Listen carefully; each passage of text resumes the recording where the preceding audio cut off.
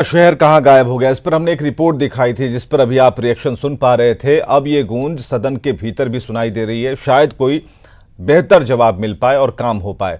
अगली खबर है दानापुर से। शाहपुर में अपराधियों ने पेट्रोल पंप से 3 लाख की लूट कर ली है।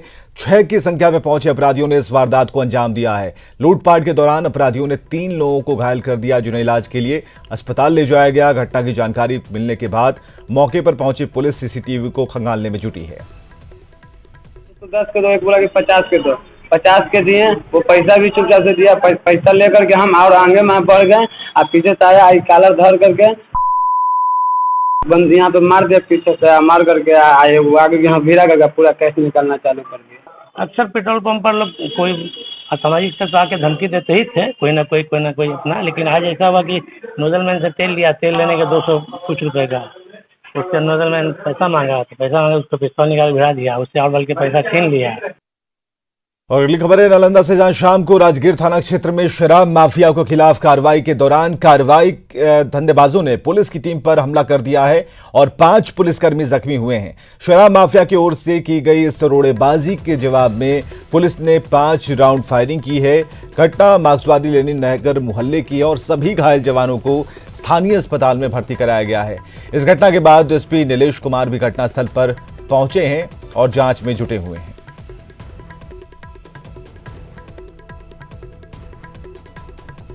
और हाजीपुर से अगली खबर, जहां मॉब लिंचिंग का मामला सामने आया है और ये मामला उस समय तूल पकड़ता दिखा जब बदला लेने के लिए सैकड़ों की संख्या में पहुंचे उपद्रवी तत्वों ने हंगामा और तोड़फोड़ की। घटना सदर थाना क्षेत्र के हरौली की है। उपद्रवी तत्वों के हंगामे के कारण बूढ़ी माई स्थान पर अफरा तफरी कायम हो गया और ग्रामीणों का कहना है कि उपद्रवी तत्वों ने अचानक हमला बोल दिया और सावन के मौके पर मेले को बंद करने में जुट गए और दुकानदारों के साथ मारपीट शुरू कर दी, गाली गलौज की। दुकानदारों के गले से पैसे भी छीने गए हैं और वो लोग सभी फरार हो गए। इसके बाद घटना से गुस्साए ग्रामीणों ने सड़क जाम कर दिया, जिसके चलते हाजीपुर लालगंज मार्ग पर वाहनों का परिचालन घंटों ठप रहा।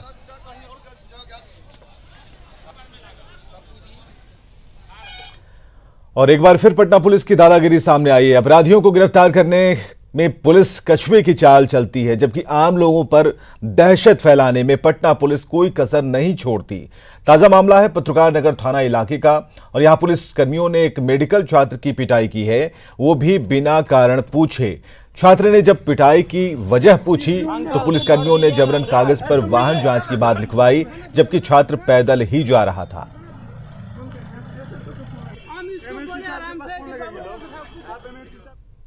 डंडा हमको ऐसे दिखाए, रे भाग भाग करके ऐसे बोले। हम फोन पर बात कर रहे थे, हम मामला समझ नहीं पाए क्या है। हम ऐसे उनको हाथ दिखाए रुकिए, तब तक पेट पर मेरे एक डंडा मार दिया यहाँ। उसके बाद हाथ पर लगातार डंडा चलाने लगे। क्या नाम है उस कांस्टेबल का?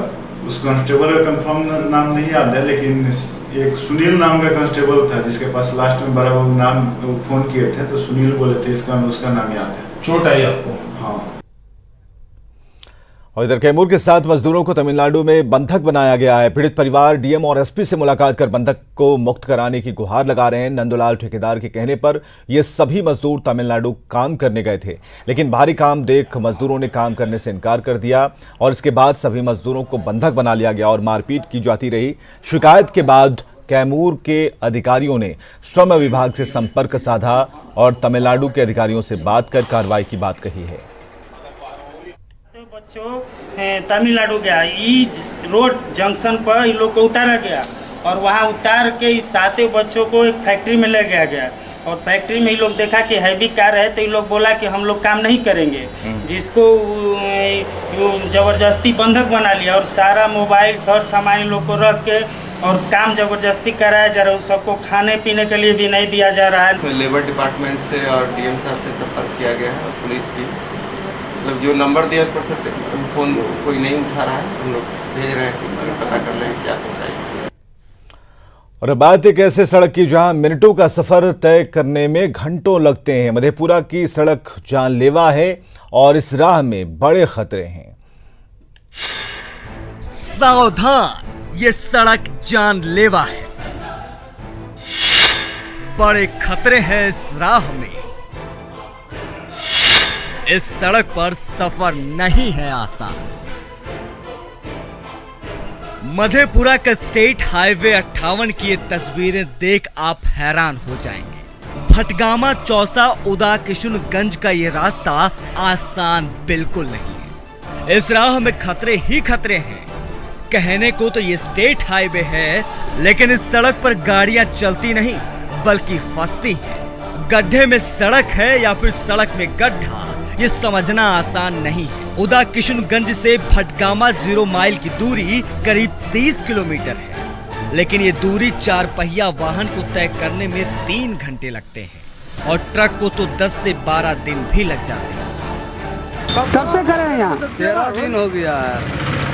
13 दिन हो गया? 13 दिन हो गया। अभी तक खाना पीना कुछ नहीं मिलता है, पानी भी नहीं देता है। 15 दिन हो गया। हम लोग के मतलब आसपास इस एरिया का रोड का ये स्थिति है, तो सर फिर किस चीज़ का विकास? भटगामा चौसा उदा किशुनगंज का ये रास्ता उत्तर बिहार को दक्षिण बिहार के साथ जोड़ने के साथ झारखंड भी जाता है, लेकिन इस दुर्गम रास्ते को पार करना इतना आसान नहीं है।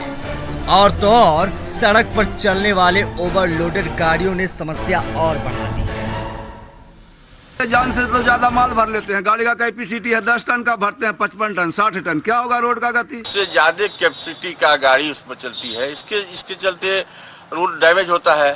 दूसरा है जो कि जगह जगह पर इंक्रोचमेंट है, पानी लगता है, इसके वजह से भी रोड टूटता है। कि मुख्य कारण सड़क नहीं रहने के कारण जो भारी वाहन है, क्योंकि मुख्य सड़क डैमेज है, डिफेक्ट है, इसीलिए जो हमारे सड़कों में बड़ी बड़ी गाड़ियां चली जाती हैं। हम लोग उस डिजाइन के बनाते नहीं है। जो ट्रैफिक लोड है, ट्रैफिक लोड के मुताबिक हमारा सड़क नहीं बना हुआ है। सड़कें विकास का पैमाना होती है, लेकिन मधेपुरा की ये सड़क विकास और डबल इंजन के सरकार के दावे की पोल खोल रही है। मधेपुरा से न्यूज़ 18 के लिए तुर्बसु की रिपोर्ट।